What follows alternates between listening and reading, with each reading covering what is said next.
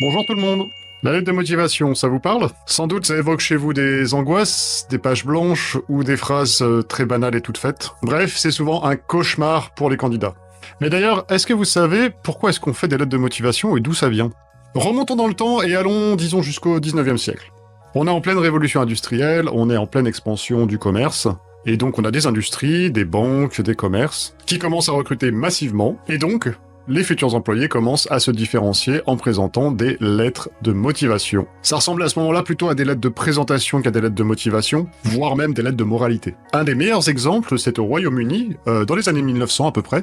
Il y a des compagnies de chemin de fer qui ont commencé à recruter massivement et donc qui ont vu fleurir des lettres de présentation et de parcours de motivation qui étaient carrément des odes à l'amour vers le chemin de fer.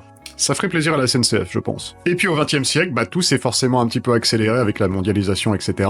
Jusqu'au summum des années 80 et 90, où la lettre de motivation était généralement exigée en version manuscrite. Pour ceux qui s'en souviennent, c'était franchement pas cool. Il y avait des pseudo-idées d'analyse des écritures, etc. pour les candidatures. C'est un petit peu remis en question. Rassurez-vous, aujourd'hui c'est plutôt derrière nous. Dans le fond, c'était un petit peu du storytelling avant l'heure. Et même si aujourd'hui la lettre de motivation elle a évolué, l'idée reste la même. Raconter pourquoi est-ce qu'on est un bon candidat et passer notre motivation et notre envie à travers des mots. Alors on pourrait se demander pourquoi est-ce que cette lettre de motivation elle a survécu jusqu'en 2024 dans un monde où on est de plus en plus sur des profils numériques, du type LinkedIn, etc., ou d'autres formes d'expression de son parcours. Eh ben, elle a survécu pour une raison plutôt simple. C'est l'un des rares documents de mobilité aujourd'hui qui vous permet de vous exprimer de manière libre pour dire qui vous êtes, qu'est-ce que vous pouvez apporter à une industrie ou à un employeur, et pourquoi est-ce que le poste a du sens pour vous. Alors bien sûr, il y a le CV d'un autre côté qui va plutôt présenter l'aspect compétences, formation et parcours. On va pas oublier que la lettre de motivation, elle va être complémentaire, en rajoutant une dimension humaine par les mots, et un petit peu plus de relief sur votre parcours, votre profil et votre projet. Il y a même d'ailleurs certains recruteurs aujourd'hui qui disent préférer lire les lettres de motivation avant les CV. Ça se discute. Mais dans tous les cas, on peut comprendre que la lettre de motivation, elle va présenter un aspect sincère de la candidature et présenter quelque chose d'unique. Mais alors attention, cette lettre de motivation, elle ne parle pas que de vous, elle parle aussi de votre capacité à vous projeter dans un poste et à bien comprendre les enjeux et les attentes d'une industrie ou d'un employeur. C'est un peu répondre à la question « Comment est-ce que je peux contribuer, moi, à mon niveau, à la réalisation de vos objectifs sur ce poste ?» C'est donc l'adéquation et la compréhension du poste qui est mise en avant à ce moment-là. C'est un petit peu l'équivalent d'un premier rendez-vous, et forcément un outil un petit peu plus stratégique. Mais alors attention, encore une fois, elle n'est pas là pour répéter le CV, mais pour ajouter une dimension complémentaire. Maintenant que vous savez tout sur les origines et le pourquoi de la lettre de motivation, je vais vous donner 2-3 conseils pour vous aider à vous lancer dans ce document terrifiant. Il y a une petite méthode que j'aime bien, moi, que j'appelle la méthode des 4 C, compétences, contexte, contribution et caractère.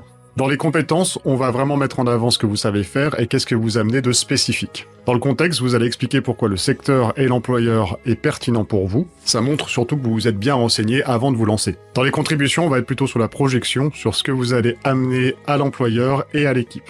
Et dans le caractère, c'est tout ce qui fait que vous êtes un candidat unique avec une personnalité intéressante. Il faut vraiment garder en tête que ces 4 C, on va les retrouver tout au long de la lettre, à travers différents mots-clés, différentes approches. Et l'idéal, c'est de parsemer ces 4 C dans une structure qui est désormais bien établie et que je conseille généralement aux candidats, qui est celle de la structuration en vous, je, nous. Ou alors je, vous, nous.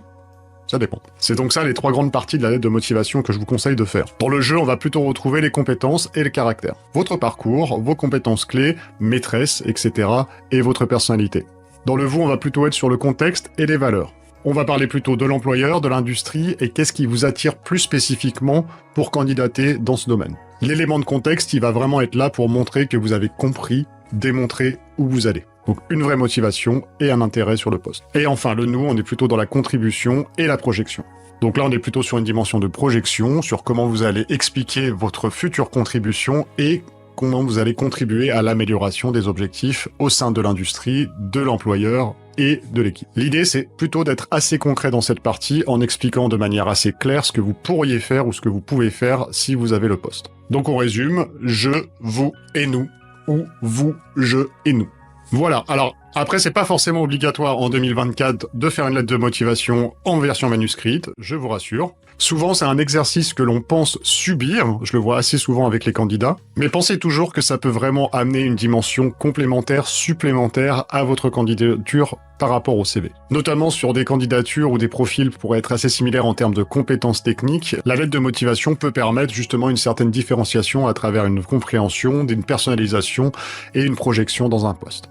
Et bien voilà, il n'y a plus qu'à vous souhaiter bon courage pour vous lancer dans votre lettre de motivation. J'espère que cela vous aura aidé. Et puis il n'y a plus qu'à.